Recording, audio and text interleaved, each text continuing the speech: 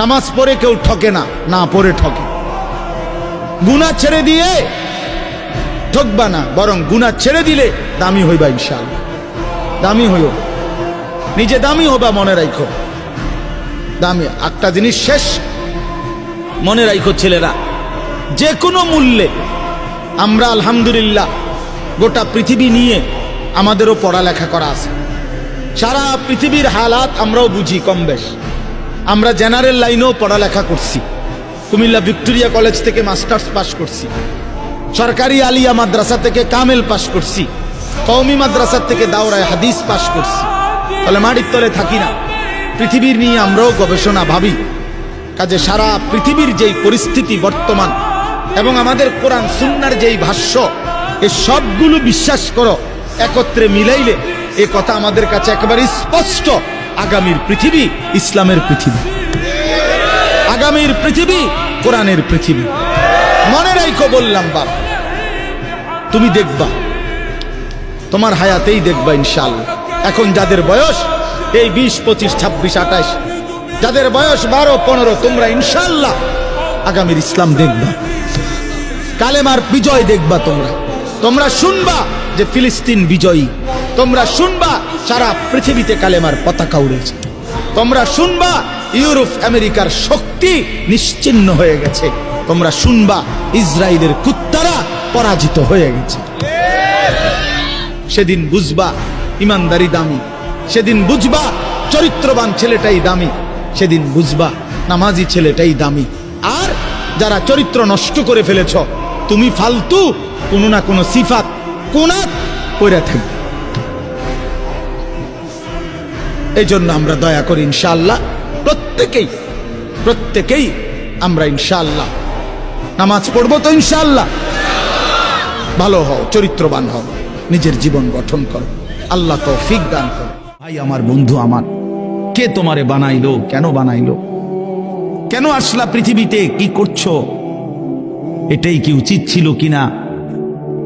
এতটুকু ভাবনা যদি না ভাবো, প্রিয় ভাই আমার, তো জিন্দেগি কি হলো? আর এতটুকু অনুভূতি যদি না জাগে দিলে, সারাদিনে এক ওয়াক্ত নামাজ পড়লাম না, তা আমি কিসের মুসলমান? দিন রাত আমি নারী ছাড়া, ছবি ছাড়া, নর্তকী ছাড়া, জিনা ব্যভিচারের দৃশ্য ছাড়া আমার জীবন চলে না, রাত কাটে না, আমি কিসের মুসলমান? 30 বছর যে সুদ খায়, এই হারামখোর কিসের মুসলমান? 30 বছর ধরে যে মিথ্যা বলে, প্রতিদিন ওজনে কম দেয়, কাস্টমারকে ঠকায়, প্রতিদিনও হারাম রোজগার করে, এই নাফরমান কিসের মুসলমান? 30 বছরেও কোনোদিন মনে পড়ে নাই যে তার আল্লাহ আছে? 30 বছরেও কোনোদিন কারো লাশ মৃত্যু দেখে নাই, কারো জানাজা পড়ে নাই, একটা বারো কলিজার মধ্যে কথা আসে নাই যে হায় এমন নীরব নিস্তব্ধ লাশ তো আমিও হয়ে যাব একদিন।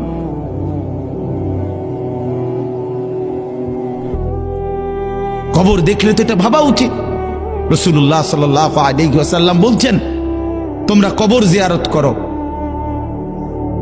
তোমাদের কবর জিয়ারত করলে 3টা জিনিস উপকার হবে, 3টা ফায়দা হবে। তুজাহিদু ফিদ দুনিয়া, দুনিয়ার প্রতি বিরাগ হবে, দুনিয়ার বিমুখতা আসবে, আখিরাতের ফিকির আসবে। ওয়া তুযাক্কিরুল আখিরা, আখিরাতের কথা স্মরণ করবে।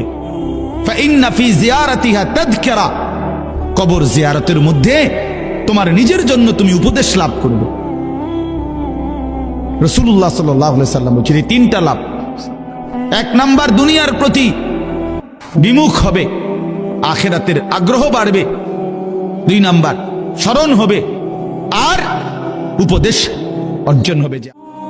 আমি 10 পয়সা দিয়া, একটা কসম আল্লাহ আমার পুরো মনে আছে, আমি 10 পয়সা দিয়া 3টা সুপার বিস্কুট, এই পয়সাওয়ালা যে বিস্কুট, ছোট ছোট সুপার বিস্কুট, না বিস্কুট, এই 10 পয়সা দিয়া 3টা সুপার বিস্কুট আমারে দোকানদারে দিছে। আমি ওই 3টা বিস্কুট পানি ভিজাইয়া খাইয়া এরপরে পড়তে গেছি। তো সেই অভাবের সংসারে বাপ আমগরে বড় করছে। আজ যখন আমরা 5 ভাই, আমাদের আলাদা বাড়ি আছে, ঘর আছে, আজ অনেক টাকা আছে, অনেক টাকা। আজ যদি মাফ থাকতো তো 10টা মুরগি যদি এক লগে জবাই করে পারতাম, খাওয়াইতাম, কোনো অসুবিধা হতো না আমার। আজ তো আমার সব আছে, আজ তো আমার অনেক টাকা আছে বাপ, কিন্তু আমার বাপ তো নাই। বাপ আমার 2015 সালেই কবরে চলে গেছে।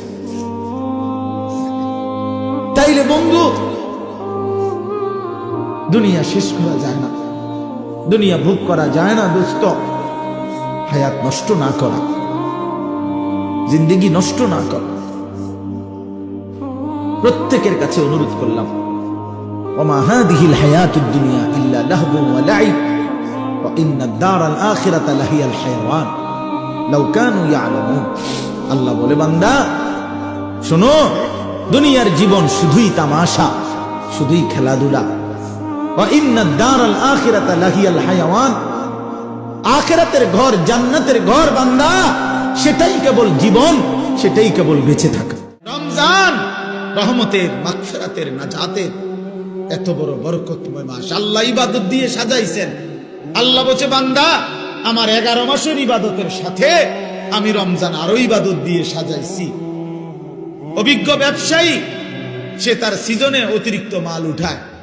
কাপড় ব্যবসায়ী এখন আরো 40 লাখ টাকার মাল উঠাইছে, কারণ তার এখন বেচা কিনার মৌসুম। ঠিক কিনা বলেন? তো আল্লাহ পাক বলে, রমজান আমার গুনাহ মাফ করে দেওয়ার মৌসুম, রমজান আমার বান্দাকে জান্নাত দেওয়ার মৌসুম। এই জন্য আমি আল্লাহ আরো ইবাদত উঠাইলাম। গত 11 মাসের ইবাদতের সাথে নতুন করে আরো যোগ দিলাম 1 মাসের রোজা, নতুন করে আরো যোগ দিলাম প্রতিদিনকার 20 রাকাত তারাবি, নতুন করে আরো যোগ দিলাম ইফতার। এতদিন আছিল এটা হুদা বুট মুড়ি, এখন এটা ইফতার, এটা নেকি, এটা ইবাদত। নতুন করে যোগ দিলাম সাহারি, নতুন করে যোগ দিলাম শেষ দশকের এতেকাফ, নতুন করে যোগ দিলাম শেষ দশকের বেজর রাত্রে শবে কদর। ঠিক না? নতুন করে ঘোষণা দিলাম 11 মাসের হিসাব যেমন ছিল ছিল।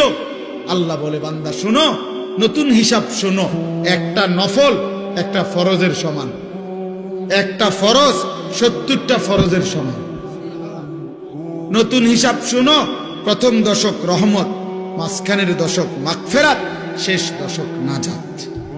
নতুন হিসাব শোনো, একজন রোজাদারকে যদি ইফতার করাও তো ওই রোজাদারের সমপরিমাণ পুরা নেকি পাইতে থাকে। এত কিছু দিয়েও যদি কারো মন গলাইতে না পারে, তার উপরে আল্লাহর লানত, ফেরেশতার লানত, নবী পাক সাল্লাল্লাহু আলাইহি সাল্লামের লানত। বলে মানে, হ্যাঁ এটাই তো নবীজি বলছে। ওই যে রমজানের লাস্টে আইসা জিব্রাইল বলে গেছে নবীজির কাছে, ইয়া রাসূলুল্লাহ, যে রমজান পেল, এত সুযোগ, এত নেকি, এত অফার, তারপরেও যে গ্রহণ করলো না, তার উপরে আল্লাহর লানত, ফেরেশতার লানত। নবীজি বলছে, আমিন, হ জিব্রাইল, আমি মুহাম্মদেরও লানত। এজন্য মনে রাখো ছেলেরা, রমজান মাসে যারা নারী দেখবা, ছবি দেখবা, উলঙ্গ দৃশ্য দেখবা, নামাজ পড়বা না, সেজদা দিবা না। আর যেই সমস্ত মহিলা রমজান মাসে বাজারে, মার্কেটে, হাটে ঘাটে শুধু জুতা, শাড়ি, গহনার জন্য ঘুরবে, ওইগুলারে বইল যে তোমাদের উপরে আল্লাহর লানত, ফেরেশতাদের লানত, নবী মুহাম্মদের লানত। খোদার গজব করো, খোদার লানত, আল্লাহর লানত। এই জন্য আমরা সিদ্ধান্ত নেই, ঠিক আছে ইনশাআল্লাহ, আল্লাহ তাআলা আমাদেরকে রমজানের আগেই রমজানের প্রস্তুতি নেওয়ার তৌফিক দান করেন। আজকের এই বরকতময় মাহফিল আল্লাহ তাআলা কবুল করে নেন। সকলের এই সম্মিলিত আয়োজন, যে যেভাবে অংশগ্রহণ করছেন, ভালোবাসা দিয়েছেন, দান সাদাকা সহযোগিতা করেছেন, আল্লাহ সকলকে উত্তম বিনিময় দান করেন।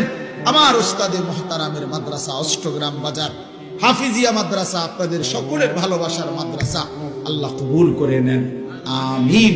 সুবহানাল্লাহি ওয়া বিহামদিহি, সুবহানাক।